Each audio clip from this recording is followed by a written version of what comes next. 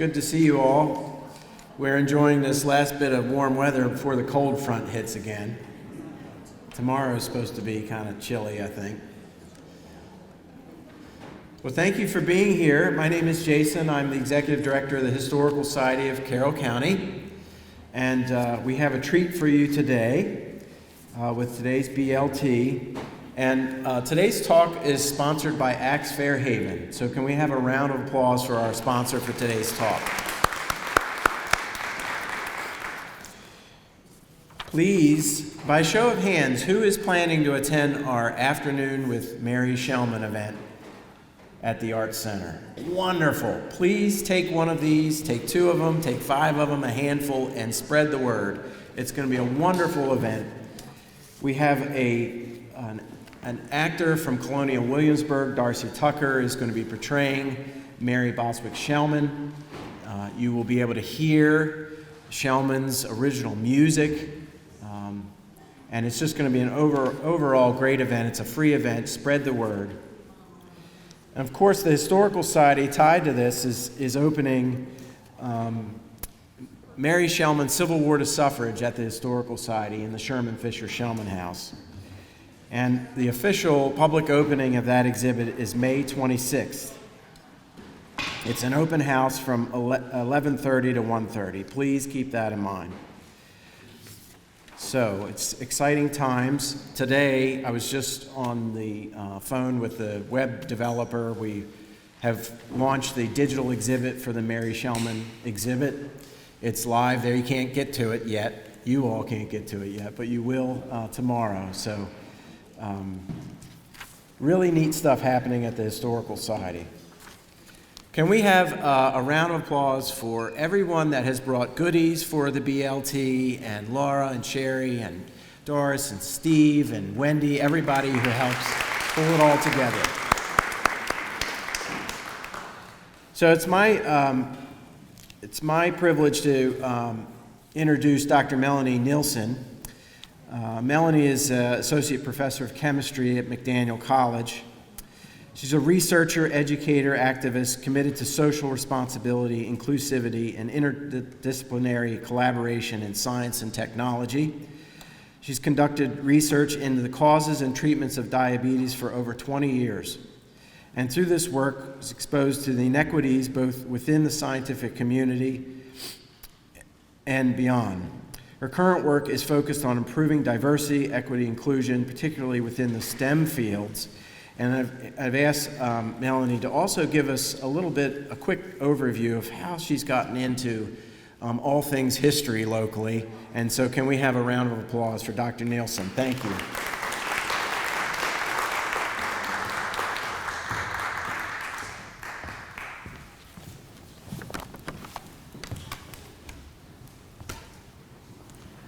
Thank you, Jason. And thank you to Lynn Wheeler for the invite to give this presentation, and for the other members of the Historical Society who provide such excellent programming year-round. So how did I end up doing this? Well, it started that I was standing in my yard and I was wondering who stood on that piece of land before me. And so I was digging back in time, and I ran into a very interesting person named John M. Snowden, who had owned the land before. So this is sort of the prequel of how I came to the story I'm going to tell you today. So John M. Snowden lived in Westminster most of his life, and he, over his lifetime, owned several different properties that I'd sort of highlighted on this map, including where I live. And a question that came to my mind was, did he perhaps have some generational wealth that would have allowed him to buy all this property? So that led me to looking at his parents. And these are his parents. His parents were the Reverend John Baptiste Snowden and Margaret Kuhn Snowden. We're lucky because Reverend Snowden wrote an autobiography, so we can get some insight into his life. And his autobiography was published after his death by one of his sons in 1900. So in this autobiography, I was scouring through it to try to see if he had had some wealth that he might have left to his son. And I learned a lot about his life. He was born enslaved, and he managed to work at little jobs here and there to collect all sorts of little bits of money that he saved over time, and then he negotiated with his enslaver, and he bought his own freedom at age 29. And then he came to Westminster and met Margaret Kuhn, who he married, and they started a family. But what I learned in this book, in part, was that he didn't seem to have this excess wealth that might have contributed to John M. Snowden buying this property. He talks about working 6 days a week, then he preached on Sundays. He talks about a debt that there was a difficulty paying. So I thought, okay, maybe that's not the source. But maybe his mother might have had generational wealth. So we don't know a lot about his mother, but in Reverend Snowden's book, he talks about her a little bit. He explains that his wife and her mother's name's Elizabeth. She's going to come up in this story a lot. So they were both enslaved by a woman named Regina Grand Adams, who lived here in Westminster. She was quite wealthy. And when she died, she freed them both and gave them a variety of assets. And one of the things that he says is that I think my wife's mother had a life interest in the real estate that she owned, but was cheated out of it. And then he goes on to say that her mother was deceived by would-be friends who would come to her with a bill or agreement, saying it would be in her best interest, till all had been taken from her by Satan's tools. And the passage about the real estate really stood out because that is what I had been tracking.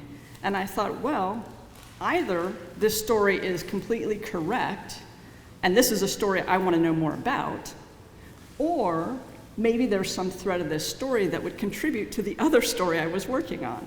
So this is going to be kind of our main event. We're going to try to suss out what happened here. So I was chatting with a good friend of mine who I do a lot of this research with, and I said, I'm going to look into this Grand Adams property. And she says, you know, I think that Mary Shellman wrote about the Grand Adams property. Enter the Shellmans into this story. So I don't really need to say much about the Shellmans to this audience because many of you know a lot about her, but she lived most of her life in Westminster. Her mother, Catherine, lived in Westminster basically her whole life, and they were movers and shakers about town. And Mary, she wrote a book about her reflections of the town. It was published in 1924. This book's kind of cool because it's a bunch of recollections, and at the end of the book, there are passages from her mother's diary, so you kind of get a twofer, but it's not a long book. And in this book, sure enough, she talks about the Grand Adams property. And this is what she says. So she says the property was originally willed to Betsy France. She describes it a little bit and essentially says that what occurred was that the property had been neglected, and by a provision of the will, she lost the property and it went to the Catholic Church. And she said the poor old woman was glad to take in washing for a living, lost the property, and so on. This is quite a different story than being cheated out of it by Satan's tools. So I thought, this is something to follow up on. One thing that threw me initially was the last name. So notice it says Betsy France. Elizabeth Betsy, that makes sense. But the last name was different. But we looked into it. There was clearly only one Betsy who was enslaved by Regina. We don't know why the difference of the name. We have some speculation about that. But definitely the same person.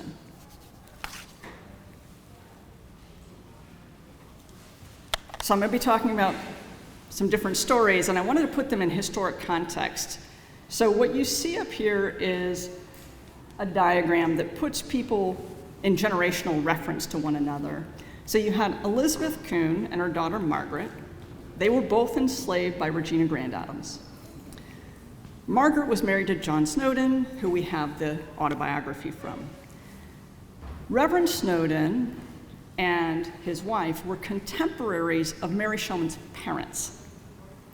So Catherine and her father, they would have been contemporaries of the Snowdens, and then Mary wrote the book. What this tells us by looking at it in this way is that Mary wasn't writing about her own memory. It was clearly a reflection that was passed to her. And we assume by her mother, because her mother also uses that last name Franz in her diary. She could have just heard it from someone in the town as well. But interestingly, Mary, she knew the Snowdens personally. She knew Reverend Snowden. She writes about him in her book, about her experiences interacting and seeing him preach. But it doesn't appear that she realizes that Reverend Snowden is related to Elizabeth, to the Betsy France of the Grand Adams property. There's no connection made. So I think in her mind, they were probably just distinct stories.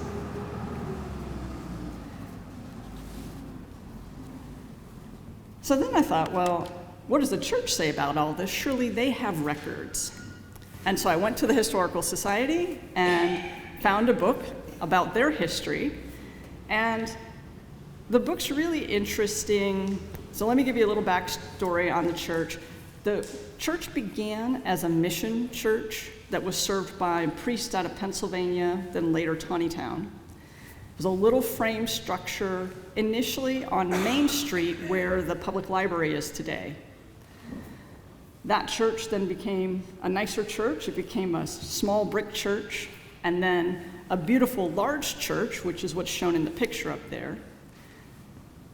That initial church, the small one, was called Christ Church, and then when they became a parish church, it was called St. John. And in the 1950s, that steeple was struck by lightning. It fell down. Some of you may know this story better than I, but it came down. And then about a decade later, the building was declared to be unsound. The church decided to raise the structure and rebuild in their current location. And that's why, if you are on Main Street, in that location now is the public library, but if you go out back from the library, there's the large cemetery, and that's because it was the graveyard of the church at that time. So the church wrote this book, and so I went through every page to see what they had to say about the Grand Adams property. And this is what I found. So they say that in the same year, and the year is referring to a preceding paragraph, 1862, the Regina Grand Adams property, 30 acres of land located in Westminster, came into the possession of the church. So there's no mention of Elizabeth Coons whatsoever. The only other passage that mentions the property is where they reference an article that wrote about it. This is still in the same book, where it describes the grounds of the church being on this main street on lovely 4 acres, and then it says adjoining a valuable property belonging to the trustees of 30 acres. That would have been the Grand Adam property. Few parishes in this diocese possess a more advantageous property. It is located, in 1865 anyway, in the most thriving part of town near the railroad station. So what we know is everybody knew how valuable this property was. So at this point now, we have 3 different stories. And it's rare for something in the early mid-1800s to have 1 story, let alone to have 3. So this is kind of a treasure chest. We have Reverend Snowden, who says that she was cheated out of the land by Satan's tools. We have Mary Shellman, who says that the land was neglected and reverted as a provision of the will. And then we have the church, which doesn't mention Elizabeth at all. Everybody agrees it went from the Grand Adams ultimately to the church, but when and how is the question. So where we're headed. We're going to try to figure out which, if any of these stories are actually true, and I'm going to show you a variety of primary sources that I've looked at to try to piece this together. We can think about why the different accounts, and then how is this relevant to us today. So I'm going to begin with the Grand Adams, just a little bit about them. So Frances Grand Adams was from France. He immigrated through Philadelphia, initially bought land in Pennsylvania. They sold the land, moved to Maryland, bought land there. Along that journey, he married Regina, who became Regina Grand Adams. He's listed as a farmer in the deeds, and he had some very large tracts of land over this period of time. We know very little about Regina. One passage that we do have was from the will. So Francis, when he died, he left a will, he left everything to Regina, and he made Regina and a friend of his the co-executors. Well, his friend evidently decided that he was busy being out of town, and he then goes on to say that basically Regina can handle this on her own, which I interpret to mean that this was a woman who had some involvement in this business, who had some business acumen, because it was a large estate to settle.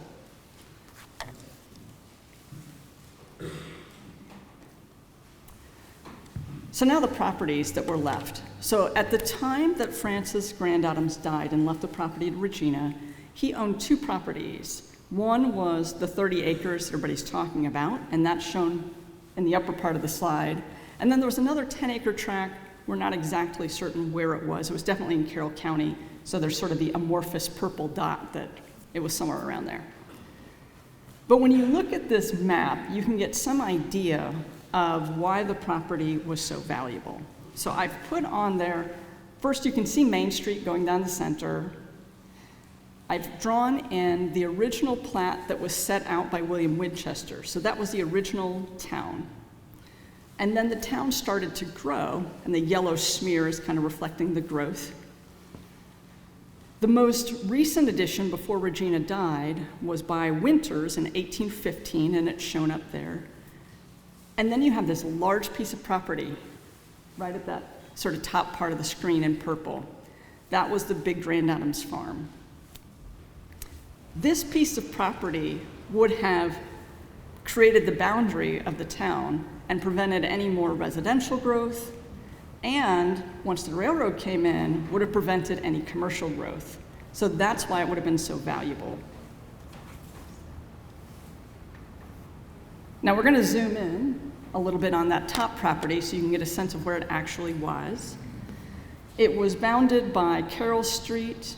So if you were to go out the front of this church and you look toward town, it was basically all that land that you see in front of you, going from West Green all the way up to Cross Alley, and in some parts all the way down to Railroad Ave.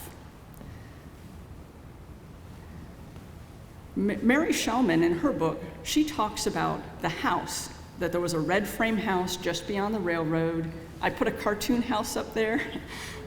Don't know what their house exactly looked like, but we know it was in that area, and they had bought that piece of property first, so it makes sense the house would have been located there.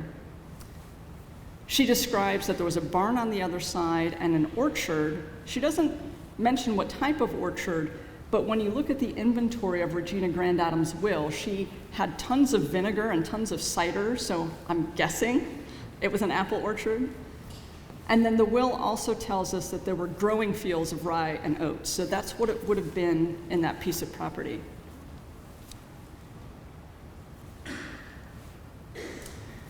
And initially I thought, this is an easy question to solve. I'm gonna get the will, and I'm gonna have all the answers. And it wasn't quite that simple. So I did go, and I got the will. I went to the Historical Society, actually, because I saw that there was a folder there, so I grabbed it out, copied it, went home, and started to transcribe it, because it was, written in handwriting, and figure out what was in the will. So this will was dated September 8th, 1808, and that makes sense, because her husband had just died the year before, so you would expect she's inherited all of this, she's going to write a will.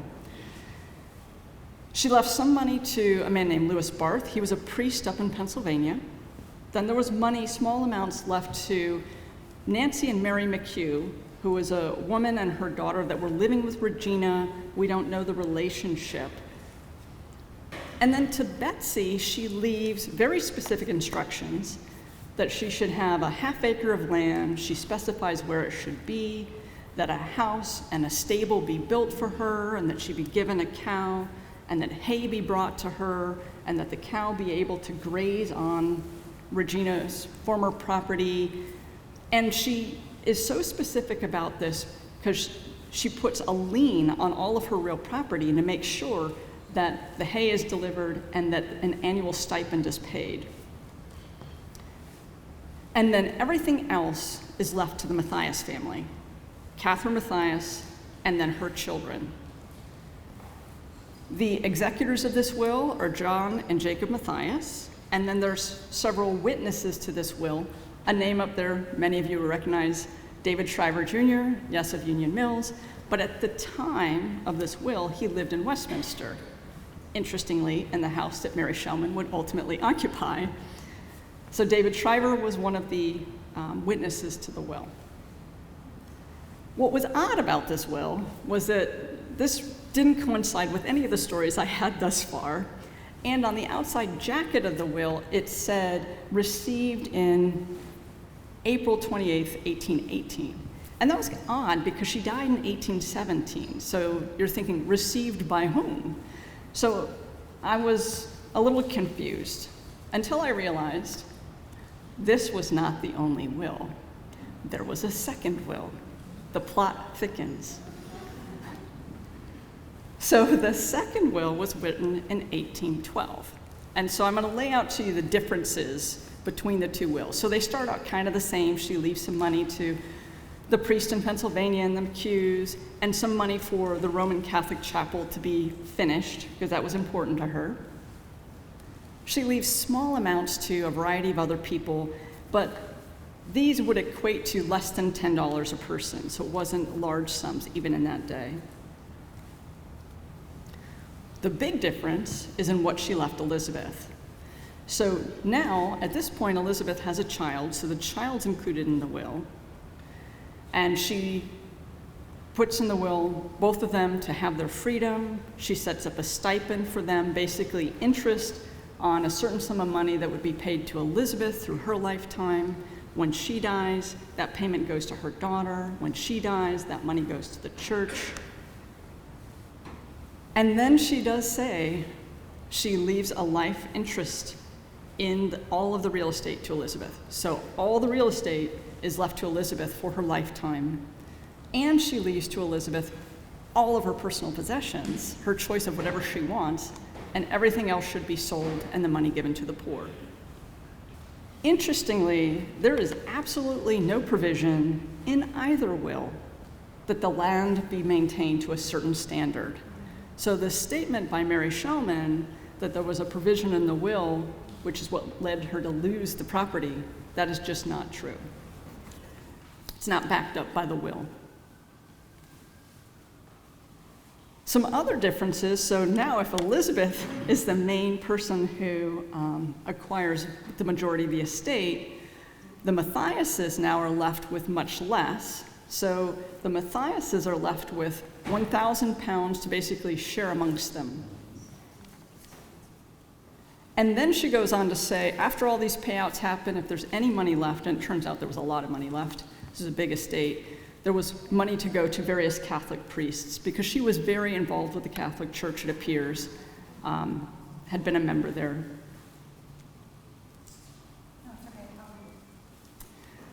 The people who are the executors of this will are completely different, and she makes a provision in this will that for any money they collect, they're able to keep a percentage. For any money they pay out in these legacy payments, they keep a percentage.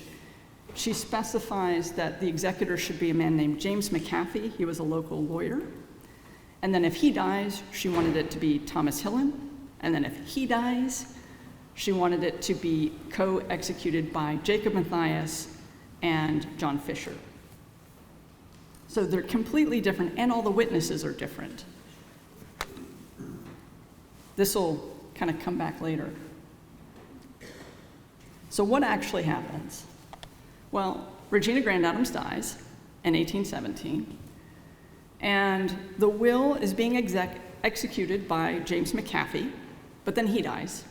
So then Thomas Hillen starts executing the will. And then almost a year later, the will is contested. I'm going to give you one guess by who. The Mathiases, yes. Well done. You win a prize. I'm not sure what that is yet, but. So it's contested by Jacob and John Mathias. So they basically write to the court and they say that the will is void for two reasons. One, essentially that Regina was not of sound mind to write it, and two, that it was procured by undue influence. And they do leave an explanation in this document of why it took them so long. According to them, what happened was after the first will got written, David Shriver took the will and had possession of it. Well, as many of you know, David Shriver moved from Westminster to Cumberland, and they said he still had the will, and that we never knew about the 1812 will. So this is kind of an interesting thing. Not only did she write a second will, but it was kept secret until her death, so from the Mathiases for 5 years. But this explains why that first will says received in 1818, because that's when David Shriver sent it to the court so that it could go into the records.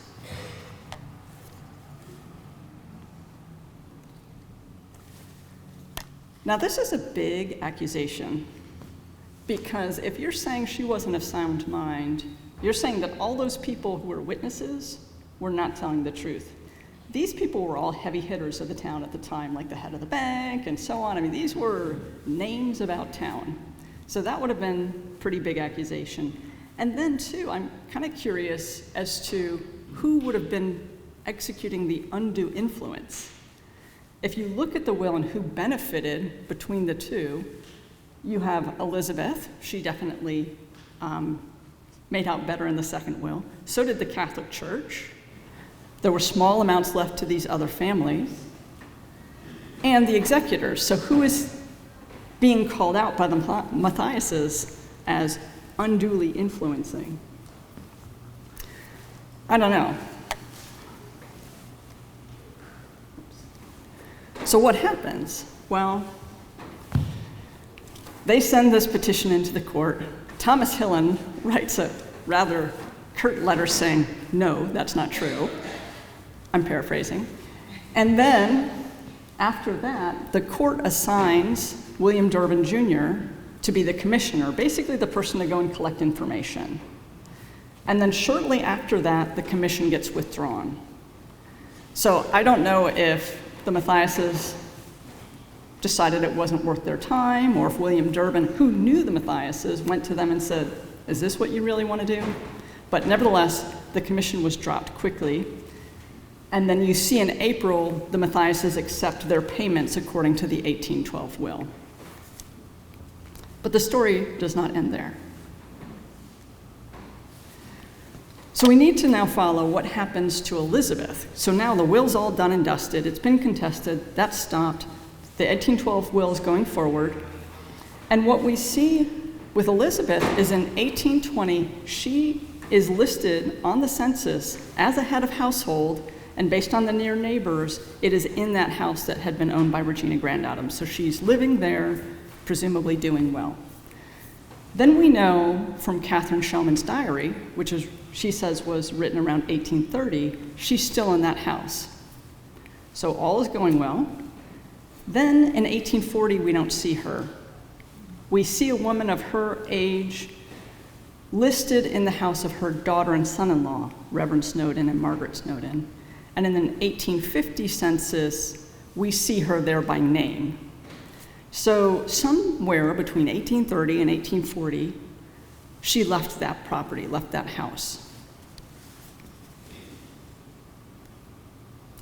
And so whenever I'm doing this research, I try to ask myself, well, maybe she just moved. Maybe she just wanted to live with her daughter, ask different questions.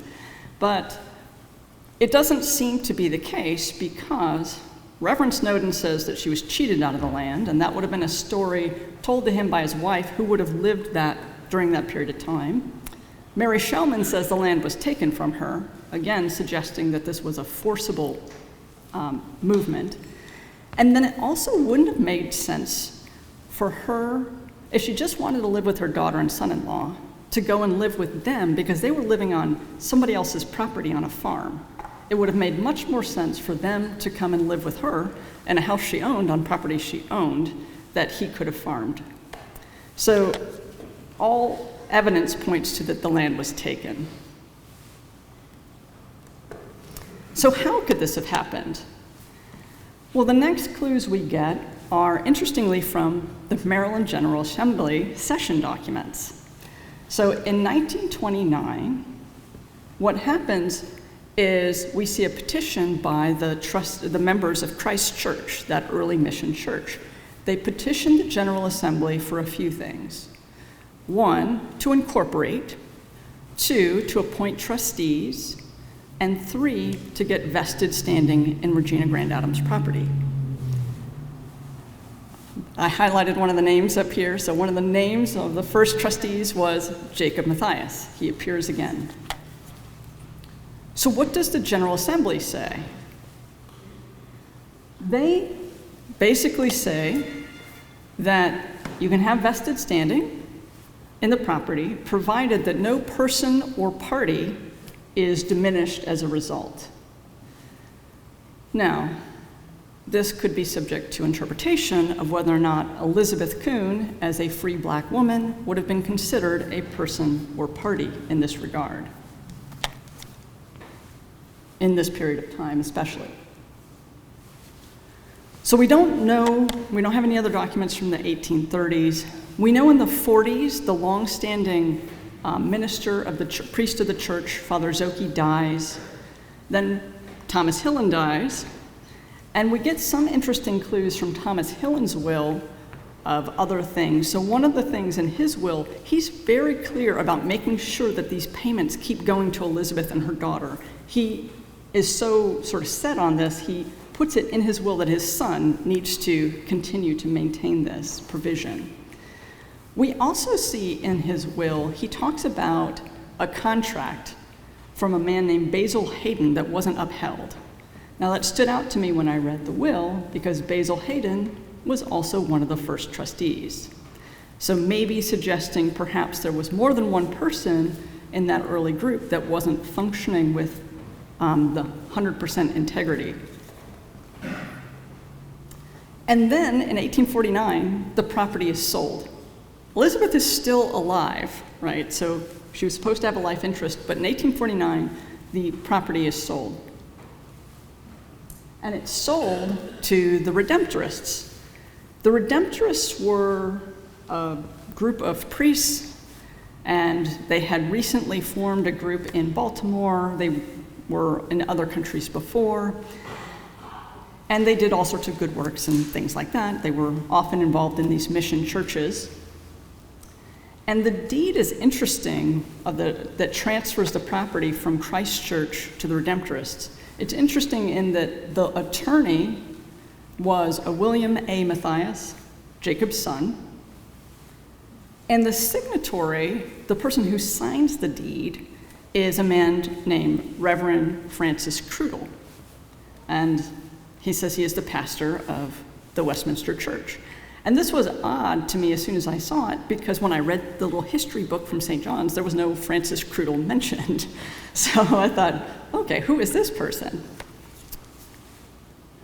So I went to hunting, and I found that after Father Zoki died, and before they got a new permanent person, the mission church was served by what sounds like a revolving door of people. There were at least 8 different clergy that sort of intermittently would come up and work with the congregation here. And this is from the 1885 book on the history of the Catholic Church in this region. So he was one of 8 people who was cycling up here. We also know that Reverend Crudel, or Father Crudel, went to visit Reverend Snowden at his house in 1846. This to me is sort of an interesting story. So he goes to Reverend Snowden's house to talk about religion. And Reverend Snowden relays this conversation. It just strikes me as interesting because Elizabeth would have been living there at the time. So was that the whole story? Why would someone who is coming up just to serve their congregation in this area go out of his way to visit him? I'm not sure. So he signs the deed in 1849, and it turns out that Francis Crudel was a Redemptorist of Baltimore. So as an acting pastor of the church, he signs the deed over to the organization of which he is a member.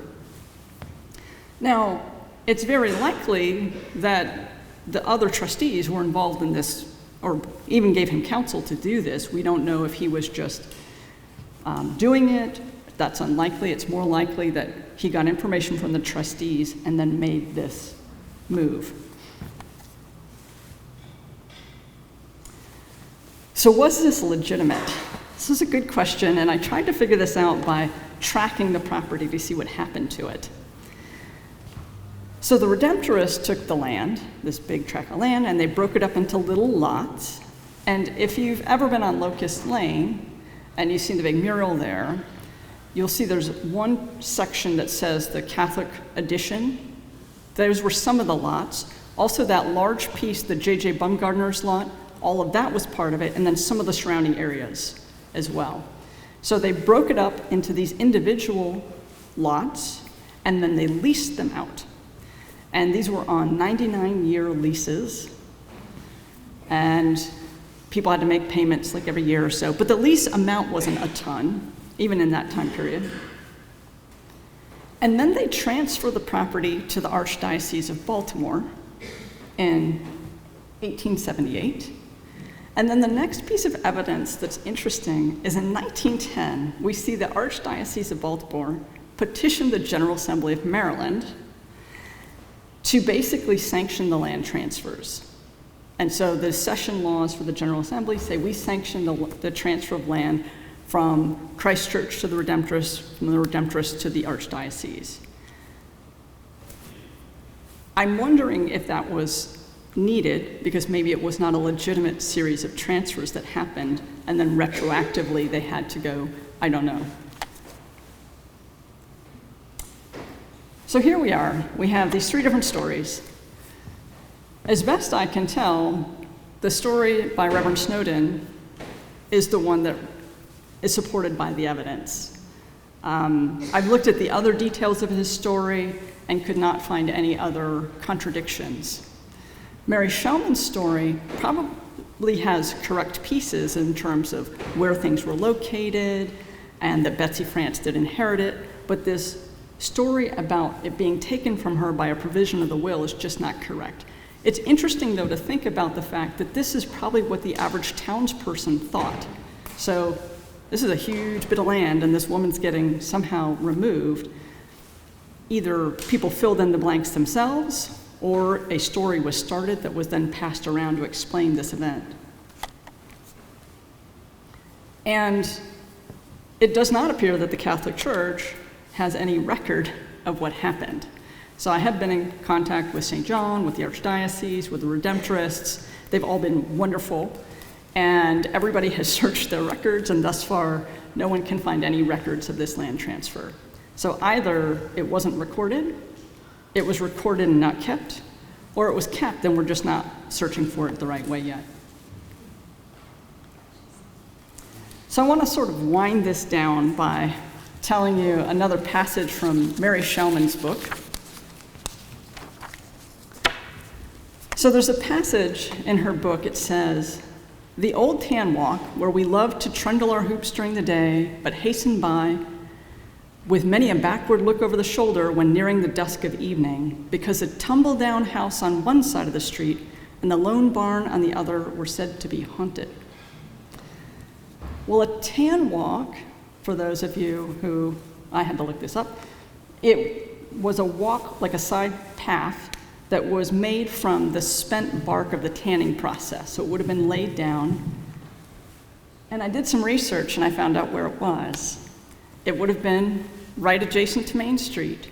And that lone house would have been the former Grand Adams and Elizabeth Kuhn house and the barn on the other side. Those were what Mary Shellman described as being haunted. And then the question is, who haunts them?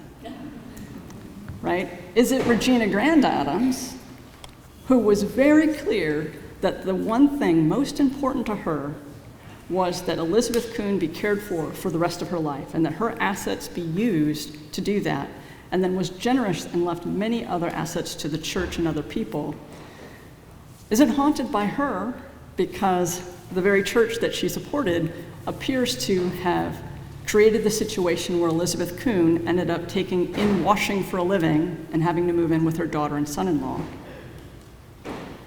Or is it haunted by Elizabeth Kuhn, who, born enslaved, was enslaved for decades, finally gets her freedom, an opportunity in a new life, hopefully being able to live free and clear and not have to worry about money, get to live her fullest life, only to have that taken from her by would-be friends using Satan's tools, as Reverend Snowden tells us. So these stories, I think, are really helpful today, because for me, I do this research, it gives me a lot of strength and motivation. And I think we can use these stories to help consider how do we heal the past, and how can we prevent future harms? Because one day, 100 years from now, somebody's going to be looking back at what we're doing, and they're going to ask, how have we treated the most vulnerable of our society? How have we as individuals and as organizations upheld the values that we profess? This is the history we're writing right now by our own actions. And so this is what I think about when I learn about these stories. And so I always walk away thinking, how will I make a difference? And I hope that's what you all leave thinking about today. How will you take these stories to make a difference? Now, this sort of research does not get done just by one person. There are a lot of people I reached out to who were helpful and sometimes gave me just little threads of information, but nevertheless would start a new lead. And I especially want to thank Ann Nestor, because she's been someone I've done a lot of this research with over time. And then finally, thank you to all of you for being here today. So I really appreciate it.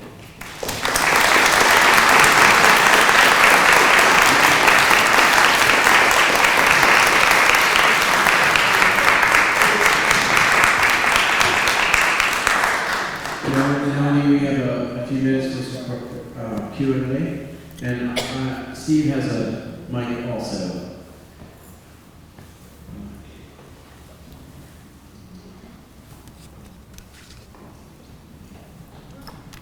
First of all, thanks, Mel. It's a fascinating mystery that you have more or less solved. We're not sure. Where are they all buried? Are they all buried in the Catholic Church? Cemetery here? Oh, so that photograph with the who haunts, that was taken in St. John Cemetery behind the library. That front tombstone was Regina Grandadam's, and interestingly, you have a sight line all the way to the back, which is where Elizabeth Kuhn is buried. So they all ended up there. I guess appropriate. Yeah, at least the two of them, and also the Matthiases are in that same cemetery. So, well, some of the Matthias is buried in the Westminster Cemetery. They are. Later. But Jacob, Okay. they're there. Yeah. Now, I'm going to play a little bit of a game of what if. I'm over here. So, what if the property would have stayed, if the will would have been honored the way that it was written? Like, what is Westminster looking like? That's an interesting question. I think that... You never asked what ifs in history, but I had to, so, yeah. So I think one thing is that Elizabeth was given a lifetime interest in the property. So her life definitely would have been different because she would have had a home and a place to live for her life. It would have made sense that her daughter and son-in-law come and live with them. He had extensive experience in farming, could have kept up with the orchards and the crops, so their lives would have been different. But after she died, after Elizabeth died, the property was to go to the church after her death. Okay. And so it would have gone to the church. The church was supposed to rent it out and then take that money, I believe, and give it to the priest of the church, was what was intended. Oh, back here. I got to see.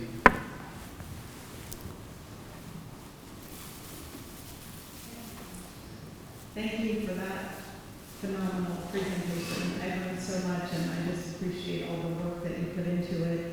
My question is, I just wonder, given what you said about your interactions with the Catholic Church, whether or not there's been any expression, and I guess I'll hope the answer is yes, but of any interest in doing something to right the wrong. I understand what you're saying about how it was supposed to revert to the Catholic Church anyway.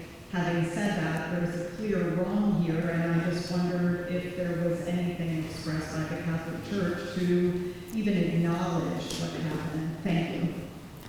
Sure, thanks for that question. I haven't heard anything from St. John, but I have been in a lot of contact recently with the Archivist of the Redemptorists, and he is a member of an organization I'd never heard of that's started in 2021 called, the acronym is CROSS, and it stands for Catholic Religious Organizations Studying Slavery. And so there are a variety of Catholic organizations that are working toward bringing these stories to light, acknowledging these stories, and then thinking about what they mean. So when he told me that, I was like, wow, that's awesome. And so I'm hopeful that there is a path forward. He's still looking around because as I was communicating with him, he said, okay, this is helpful. Because when he looked in their archives, which is fascinating, they have no record that Francis Crudel ever set foot in Westminster, although he obviously did. And so he was going to do some more digging and stay in contact. Next up, that was great. And I have to admit, like many of our students, I came in a little late. So if you covered this, I apologize. But I'm curious what the Redemptorist Society of Baltimore, what was their connection to this? Who are they? They were a group of priests that had, this organization existed long before it existed in the United States, but they were a group of priests and they had organized a chapter, I guess, in Baltimore.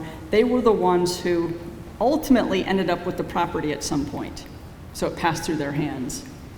As you know, I've been doing some research myself, very amateur research, around Ross Lane, and a lot of the talk around there, I think at one point was owned by them as well, and they did very much as well. So is that part of this story as well? It probably was owned by them. I have to remember where it is, but we can go back together and look at the map and figure out if Rosser Lane is in that tract. But yes, the Redemptorists owned a large tract. Do we have any idea where the Grand Island House was along the Main Street corridor in terms of what's there now? Thank you for that question. I was hoping someone would ask that. Very often you don't know because we have a house on a huge piece of property. However, in this case, I was able to go back through and I found some old newspaper articles that said that that house was replaced by Westminster Savings Bank, and we know that Westminster Savings Bank was replaced by the current Westminster City Administrative Building. So that's on that lot, that's what is there now. So if you're sitting at Jeannie Bird's and you're looking over, it would have been there. Also, there are some houses down here on Carroll Street, this block right below where Shepherd's Stand stood. Up until recently, and I'm not sure if it's true anymore, but there were folks that lived in houses who were still paying ground rent to the Archdiocese of Baltimore because of that being part of the Grand Island property. Yeah, I went and was kind of interested in that topic and sifted through a lot of newspapers. And what happened in the state of Maryland is that they eventually started to phase them out. Basically, if the organization who held that lease didn't do a certain number of things and register it with the state, then it was just kind of considered null and void. So I see that it's still ground rent's being paid were being advertised in those properties in like 2007, but then they start to drop off. And by searching the deeds, when you buy a property, it should say if it has a ground rent, and I searched a lot of those deeds and they don't say that anymore. So it appears that only in the 2000s that stopped.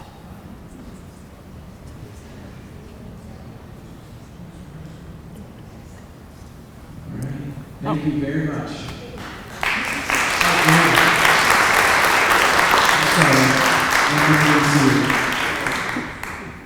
Just one question. I want to go back to the beginning. How did Mr. Snowden get this money? Interesting question. So John M. Snowden, he is listed in the census as a day laborer, and I think he just was incredibly industrious like his father, worked extremely hard, saved his money, and used that wisely of how he brought these properties, and then later some of them he sold at a profit. But yeah, it does not appear that he had generational wealth to buy those properties. I was curious because I thought this is a lot of land. But yeah, thank you. Okay, thank you. Thank you. Thank you, Lauren. And thank you all for being here.